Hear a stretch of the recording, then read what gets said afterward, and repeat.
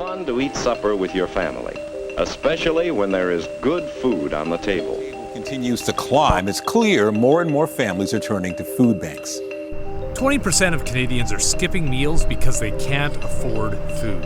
A new report out this morning says people in Ontario using food banks for the first time has risen dramatically. Daily Bread Food Bank says this has been the most challenging Thanksgiving they've ever had. Among the Scarborough residents turning to food banks are people with full-time jobs, students, and new Canadians. Would you believe me if I told you that there's something the government could do to drop grocery prices and it would happen immediately, but they won't do it? But we'll come right back to that. But before we do, let's talk about how expensive things have gotten. I don't need to tell you that groceries are more expensive than they were a few years ago, but the stats are startling. Lettuce is up 94%. Onions are up 69%. Cabbage and carrots are up over 70%. Potatoes are up over 60%. And beef is up over 60%. Canadians are struggling to make ends meet, and this explains why. I told you there's something the government could do to drop these prices immediately. Have you guessed what it is?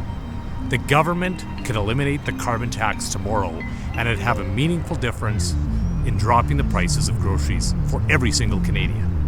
You know that so much of the healthy food that you pick up at the grocery store originates from Canadian farms.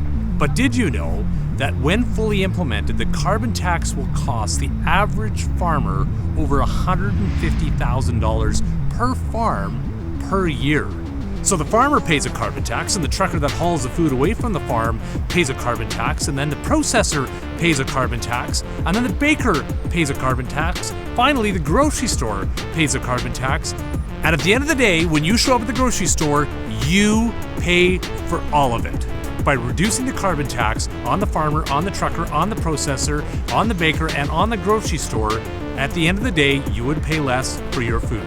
But instead, they're promising to raise the carbon tax. And I think the most startling thing for a lot of Canadians is the money that Canadians are paying for the carbon tax isn't even being spent on environmental measures. It's not for innovation or creating new technologies. We certainly know it's not for planting trees. Did you know that the carbon tax goes into government general revenue? Canadians have now been paying the carbon tax for years, but greenhouse gas emissions continue to rise, and the government hasn't met a single environmental target since they implemented the carbon tax. It's simply not working. And worse, they won't tell us how high the carbon tax would have to go for them to finally meet their environmental targets. The price will not go up. The plan is a price, till 2022. That is what was negotiated with provinces and territories. The plan is not to increase the price post 2022. And what we're doing now is presenting more measures, and it's a good balance, I feel, of sticks and carrots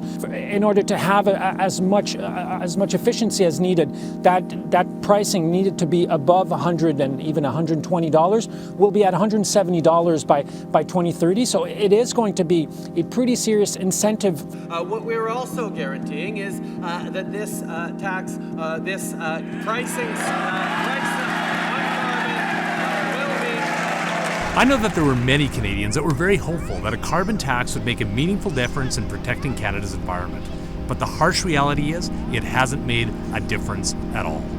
We know that it's costing Canadians more than they can afford, and we know that it's not doing anything to protect the environment, so one has to ask, why won't they just get rid of it? Remember when I said that 20% of Canadians are skipping meals because they can't afford groceries? It doesn't have to be this way. These aren't external pressures. This is the Canadian government putting taxes on Canadian farmers and truckers and producers and retailers that are forcing Canadians to skip meals. It's time for the government to show some compassion. Everybody knows that their grocery prices have gone up, but those who are being affected the most are those who can least afford it.